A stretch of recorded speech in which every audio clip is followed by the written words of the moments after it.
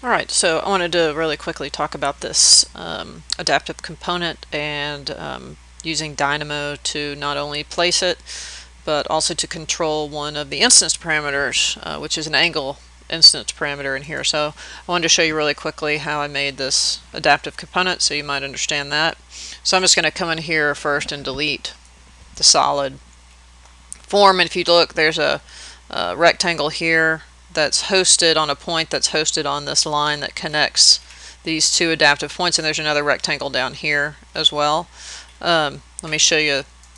We go into the family types dialog box. The two instance parameters are angle parameters set on points that I'll show you in just a second, and these distances control how far those points set off the adaptive components. So if I change those to 5 and apply, click OK, you can see that those move off by 5 feet, and you can see that that point is hosted on that line and has a rotation angle on it, and the same for this. So that's how this component works. So I'm going to go ahead and close this down. And then right now what I've got is I've got a family open that has two lines or two curves, and they just have a little parameter on it that controls the length of it. Right now they're just set to 10 feet, and we'll leave them that way for right now. But what we're going to do is use Dynamo to place that adaptive component on here, and then use an image to control the rotation angle of those instance parameters. So I'm going to go ahead and open up Dynamo, and I'm going to go to File, Open, and if we go to Definitions and Custom, I have an adaptive component louver in here. Go ahead and open that up. We can shrink this down a little. And basically, first of all, the top part, Zacron, has an adaptive component placement that you can watch that goes over this and is super clear.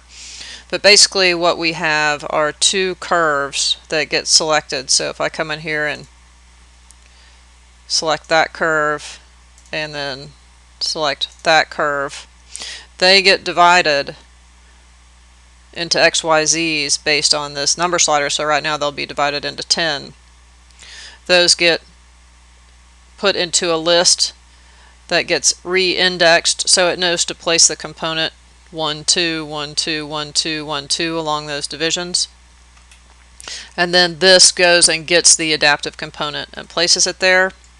And then from that point, this set instance parameter takes that P1 instance parameter from the adaptive component and pumps values into it right now based on an image file.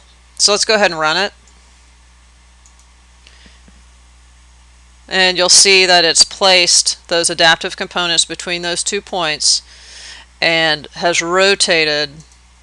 So if I spin around, has rotated that P1 based on, right now, on the image brightness of this particular gradient. So let's take a look at this. Basically, you browse, get your image, and I have a the number for the X is equal to the number for the division of the lines, so it's taking the same amount of sampling. And then the Y is just 1 because there's not a Y coordinate in this. And then that gets taken into color brightness, which you can see it does from 0 to 1 based on whether it's black or white. And that gets placed into a multiplier that controls what the maximum angle would be. So 45 degrees would be the maximum angle, so we're not going to hit it because we're getting at 85 right here. And then that XY comes out and it's converted from angles to radians. So Revit and Dynamo understand radians.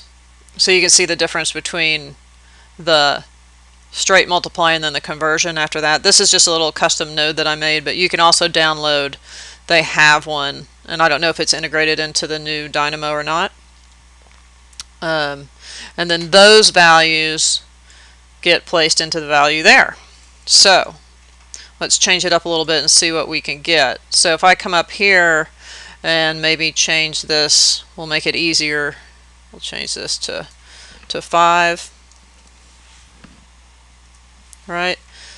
And then maybe down, and then let's go ahead and run it and we'll see that it'll update that to 5. You could come in here and change this to 90, rerun it, and it'll now twist it right further to 90. You could also come in and change the image file. So if I go to browse, I can, let's go back to my C drive,